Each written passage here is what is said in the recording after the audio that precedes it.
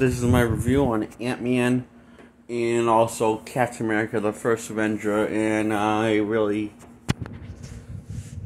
do think I hate these movies a lot. Captain America is a less quality film, and Ant-Man's the superior film.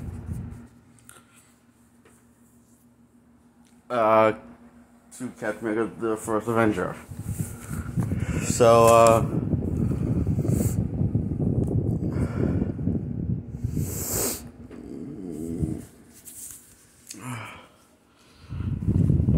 these movies are pretty bad, actually. And the reason why they're so bad is because the color temperature is just fucked on both films, and really unpleasant to look at for the eye. To the eye, so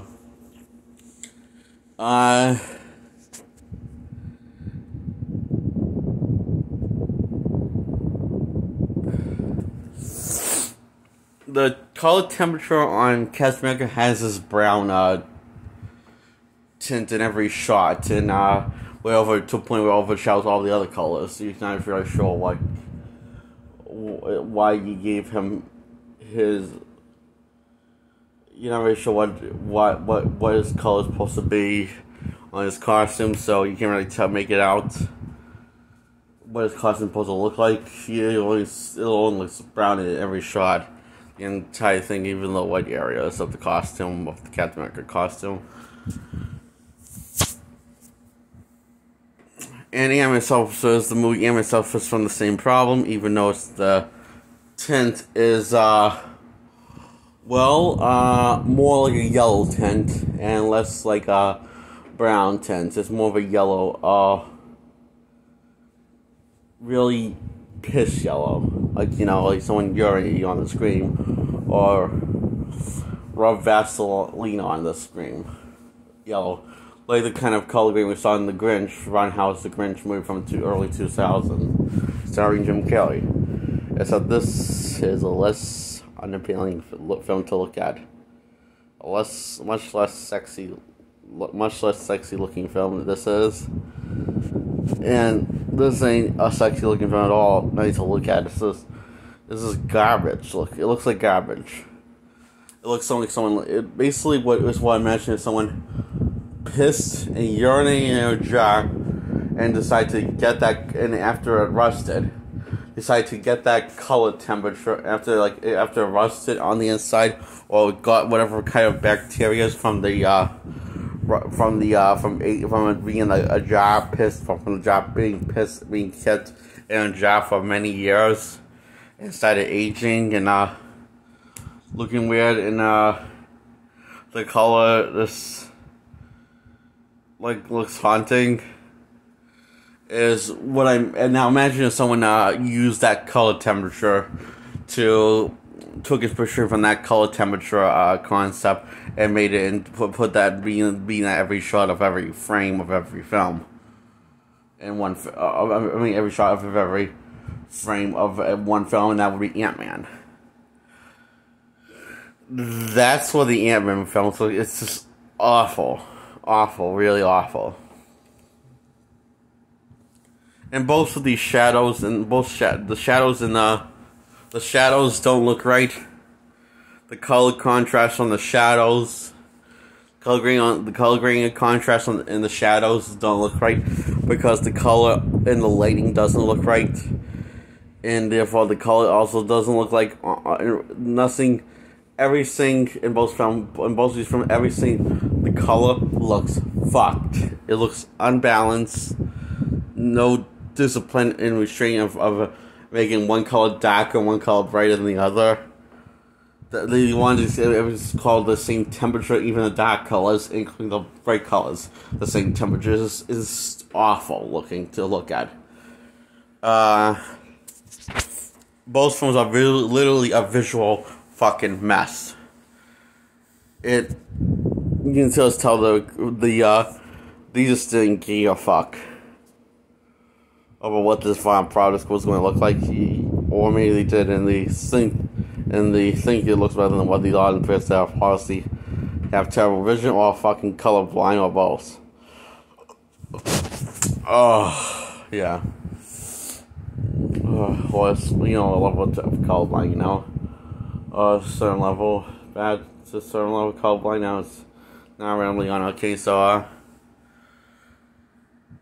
how's the acting? Well, I can't really tell, considering I can't really, just saying it's hard to tell, like, how good the acting is, but I'm sure it's fine, because it looks fine on set.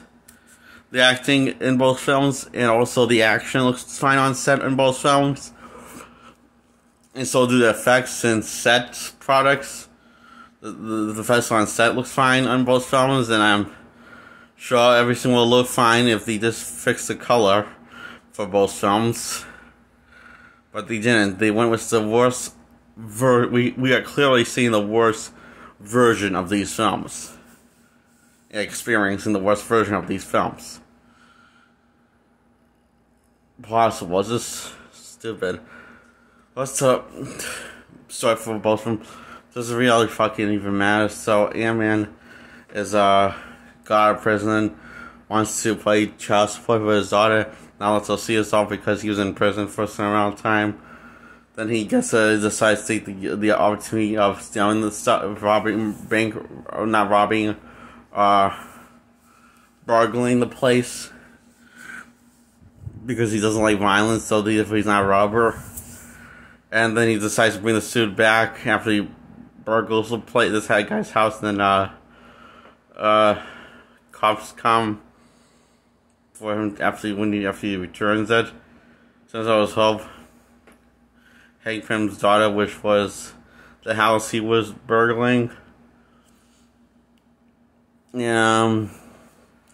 escapes from prison, so he's going back with some slam, blah, blah, with the help of Hank, who used to be the Ant-Man, with top secret government missions and stuff. He was the Ant-Man part-time, and for S.H.I.E.L.D. and stuff, and help his mom die being a hero, blah, blah, blah. And becoming the next Ant-Man. Gets the hang of it at some point, blah, blah, blah. I don't care. Saves the day. Saves his daughter. Saves his daughter going mag tower like size. And then going regular size again.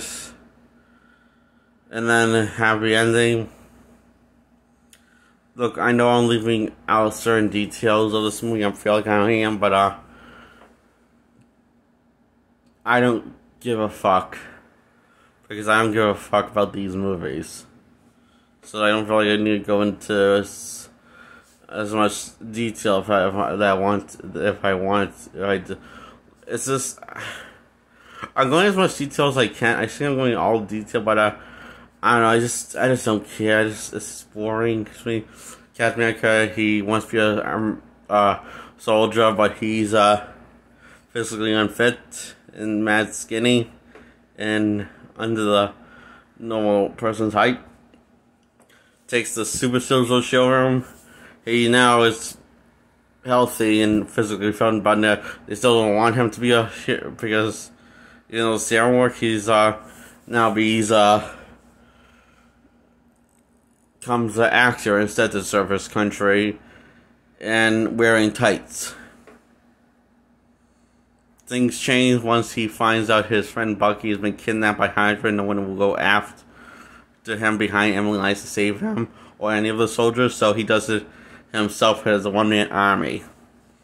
And comes back and voluntarily accepts the consequences of his actions, because seeing that's treason against the military or whatever it's called.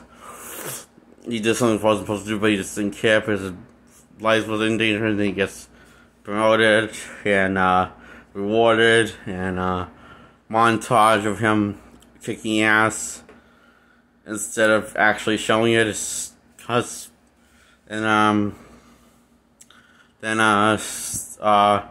in Skull, Red Skull Red Skull says you use his troops a lot of times saying you're failing. The Howling Commandos, lead by Captain America, is what they call themselves. I guess. I don't know what they call themselves. They call themselves the Howling Commandos in the comics, but I'm not sure what they call themselves, considering none of them ever speak. Or have a shit of dialogue. Once they team with Captain America. Except for Bucky. Bucky dies off of, to fall to his death because Captain America failed to save him after they hijack a train. That's part of the plan to take down Hydra once and for all, blah blah blah. They end up taking down Hydra once and for all, but after he finds out the mission was a success, after he finds out he was frozen in ice for many decades. Many decades. Wakes up in 2012. Fury wants to recruit him, obviously, for the Avengers thing. And he just, like, ends the movie all says that he missed the date. Was Peggy Carter, which he did many years ago because he planned on having a date with her, and now I guess he missed it.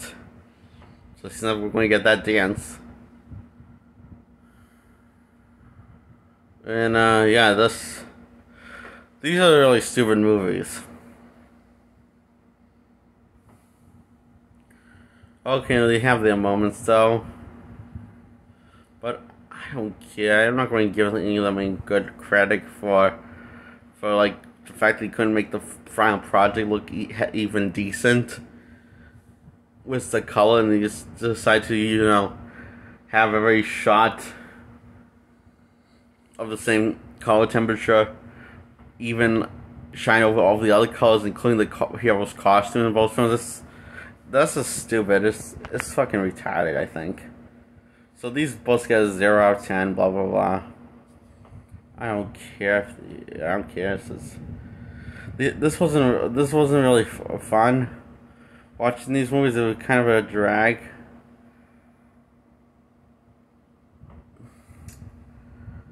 Yeah. That's all.